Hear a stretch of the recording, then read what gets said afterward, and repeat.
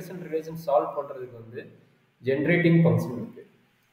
So next method same regression relation solve பண்ணுறதுக்கு use பண்ணுறதுக்கு வந்து ஜென்ரேட்டிங் ஃபங்க்ஷன் மெத்தட் ஒரு மெத்தட் இருக்குது. ஸோ அதுக்கு பார்த்தீங்கன்னா நம்ம பேசிக் பைனாமியல் ஃபார்முலா நமக்கு தெரியும். ஜென்ரேட்டிவ் ஃபங்க்ஷனை பற்றி சொல்கிறதுக்கு முன்னாடி பேசிக் பைனாமியல் ஃபார்முலா தெரிய வேண்டும். அப்போ binomial formula first one already நம்ம பார்த்துருக்கோம் நினைக்கிறேன். காம்ப்ளெக்ஸ் நம்பர்லையே 1 - x இதெல்லாம் already Taylor series Laurent series வந்து இது பார்த்துருக்குறோம். 1 - x பவர் -2 அதே பார்த்தீங்கன்னா 1 + x பவர் -1 அதே மாதிரி வரும். அவ்வளோதான். அப்போ இதுக்கு என்ன ஃபார்முலா பார்த்துருக்கோம்னா எல்லாமே ப்ளஸ் தான் ஆகும். 1 + x + x² + dot dot dot இது என்ன ஆகும்?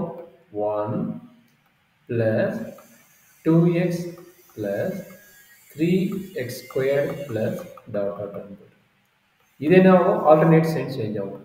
1 - x + x² - x³ + dot dot dot. So அது இல்லைனாலும் ஜென்ரல் ஃபார்முலா தெரியும். சப்போஸ் இந்த ஃபார்முலா மறந்துருச்சு சார், என்ன பண்ணலாம் அப்படின்னா a + b whole power n இதுதான் பைனாமியல் ஜென்ரல் ஃபார்முலா. ஃபஸ்ட்டு என்ன கிடைக்கும் அப்படின்னா p பவர் 0 வரும். First nc0 a power n p power 0 வரும். p பவர் 0 இது ஜென்ரல் ஃபார்முலா. அப்படியே இன்க்ரீசிங் டிக்ரீசிங் ஆகும். NCR உங்களோட ஃபார்முலா தெரியும். NCR = n factorial divided by r factorial into n - r factorial. இதுதான் NCRோட ஃபார்முலா. அப்போ இங்கே ஃபார்முலா எழுதும்போது பார்த்தீங்கன்னா NC0. அப்போ NC0வாக இருந்தாலும் NC என்ன இருந்தாலும் அதனோட வேல்யூ 1. NC என்ன இருந்தாலும் NC0ஓட வேல்யூ இருந்தாலும் அதனோட வேல்யூ 1. அப்போ ஃபார்முலா பைனாமியல் ஃபார்முலா எப்படி இன்க்ரீசிங் டிக்ரீசிங் ஆகுறத கற்றுக் கொடுக்குறேன்னு பார்த்துக்கோங்க. இப்போ 0 p power 0 a power n. அப்போ அடுத்தது என்ன ஆகும்? அப்படியே ஒவ்வொன்றா இன்க்ரீசிங் டிக்ரீசிங் ஆகும். அப்போ இங்கே என்ன நடக்குதுன்னா NC1 1 வந்தனால இங்கே என்ன நடக்கும்? a power n - 1 p power 1. அதாவது ரெண்டு பவர் ஆட் பண்ணும்போது நம்மளுக்கு என்ன கிடைக்கணும்? n கிடைக்கணும். அதே மாதிரி ரெண்டு பவர் ஆட் பண்ணும்போது என்ன கிடைக்கணும்? n கிடைக்கணும். அந்த மாதிரி ஃபார்மேட்டுக்கு நம்ம அப்ளை பண்ணிட்டு போகிறோம். சரி, அடுத்தது என்ன? NC2 அடுத்தது என்ன கிடைக்கும்? a power n - 2 p power 2 plus dot dot dot dot. அப்போ கடைசி டைம் என்ன வரும்னா NCn a பவர் என்ன ஆகும்? a பவர் 0 இங்கே வரும். இங்கே b பவர் n வரும். b பவர் n வரும். ஸோ ஆல்ரெடி உங்களுக்கு ரிசல்ட் கொடுத்துக்கிறேன். என்ன கொடுத்துக்கிறேன்? NC0ஓட வேல்யூ NCnோட வேல்யூ 1 கொடுத்துக்கிறேன். a பவர் 0ஓட வேல்யூ ஆல்ரெடி 1ன்னு தெரியும். அப்போ இதனோட ஃபார்முலா ரீரைட் பண்ணும்போது பைனாமியல் ஃபார்முலா என்ன கிடைக்குது அப்படின்னா a power n plus NC1 a power n - 1 b power 1 plus NC2 a power n - 2 b square plus dot dot dot plus a நாட்டோட value 1 NCnோட value 1 இங்கே என்ன கிடைக்கும்? b பவர் n கிடைக்கும். அப்போ என்னாச்சு? இதுதான் நம்மளுடைய பைனாமியல் ஃபார்முலா. இது எதுக்கு யூஸ் ஆகுது? நாம் ரெக்ரெஷன் ரிலேஷன் சால்வ் பண்ணுறதுக்கு வந்து ஜென்ரேட்டிவ் ஃபங்க்ஷன் மெத்தட் யூஸ் பண்ணுவோம். இது மட்டும் யூஸ் ஆகுதா? பார்ஷியல் ஃப்ராக்ஷன் மெத்தட் வரும். இது மட்டும் கிடையாது. நம்ம already partial fraction method Laurent சீரிஸில் பார்த்தோம். 3 type of partial fraction method. அப்போ அதையும் நம்ம இங்கே தெரிஞ்சுக்கணும். அப்போ தான் நம்ம ஜென்ரேட்டிவ் ஃபங்க்ஷன் நமக்கு ஈஸியாக இருக்கும். அப்போ partial fraction method.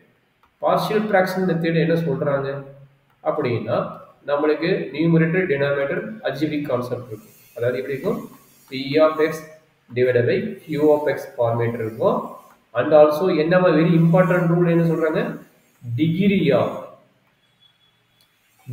Of numerator should be less than degree of denominator.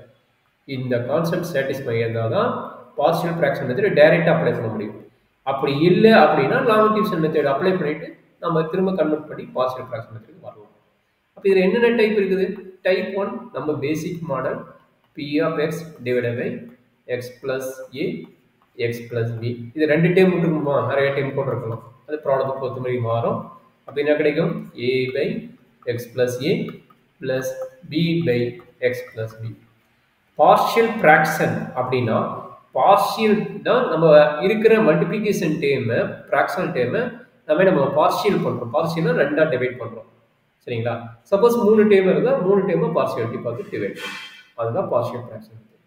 அப்போ இது 2 கேஸ் இருக்கிறதுனால 2ஆக டிவைட் பண்ணியாச்சு. சரி, இப்போ டைப் 2 என்ன சொல்கிறாங்க? இதனோட அட்வான்ஸ் மாடல். அப்போ என்ன கிடைக்கும்? P of x divided by x plus a whole square into x plus b equal to இது எப்படி எழுதலாம்? a by x plus a plus b by x plus a the whole square plus c by x plus b. இது ரெண்டாவது case. இப்போ இது main aim என்னன்னா capital AB and capital ABC கண்டுபிடிச்சு நம்ம ப்ராடக்ட் ரன் பண்ணுறது நம்மளுடைய மெயின் எய்மாக இருக்கும். இப்போ தேர்ட் ஒன் என்ன கிடைக்குதுன்னா b of x divided by x plus a into something a1 x square plus bx plus c. இந்த ஃபார்மேட்டில் வருவோம். இந்த ஃபார்மேட் வந்தாலும் இது என்னவா இருக்க வேணும்? cannot be factorized in real format. Okay, real ரூட்டில் ரியல் ஜீரோஸ் வச்சு ஃபேக்டரைஸ் பண்ண முடியாது. அப்படின்னா தான் இந்த method cannot be factorized with real factor with real. அப்படின்னு இருந்தால் தான் நம்ம இந்த மெத்தட் அப்ளை பண்ணணும். காம்ப்ளெக்ஸ் இருந்தால் தேவையில்லை. ஆனால் இப்போ காம்ப்ளெக்ஸ் அனலைஸ் இருக்கிறனால இது வந்து நம்ம காம்ப்ளெக்ஸ் வச்சு பார்த்துட்டோம். இந்த டைப் காம்ப்ளெக்ஸ் அனலைஸ்க்கு தேவையில்லை. பட் இங்கே வேணும்னா நம்ம யூஸ் பண்ணிக்கலாம். இப்போ என்னாச்சு, இது வந்து ரியல் பார்ட் மட்டும் வச்சு போகிற மாதிரி இருக்கிறதுனால இது x plus a. இங்கே என்ன கிடைக்கும்? bx plus c divided by a1 x square plus bx plus c. So இந்த 3 கேஸு நம்மளுக்கு தெரிஞ்சுக்கணும். ஆல்சோ இந்த 3 ஃபார்முலாவும் நம்மளுக்கு தரவாக இருக்கும். சரி, இப்போ ஜென்ரேட்டிவ் ஃபங்க்ஷன் சொல்லிட்டு ஆல்ரெடி இருந்தது மட்டும் தான் சொல்லிட்டு இருக்கிறேன். ஆல்ரெடி நம்ம படிச்சது. அப்போ ஜென்ரேட்டிவ் ஃபங்க்ஷன் எப்படி இருக்கும், என்ன பண்ணலாம் அப்படிங்கிறது கேஸுக்கு எப்படி ரெக்ரெஷன் ரிலேஷன் அப்ளை பண்ணுறது அப்படிங்கிற கேஸுக்கு இதெல்லாம் பேசிக். இந்த பேசிக் இருந்தால்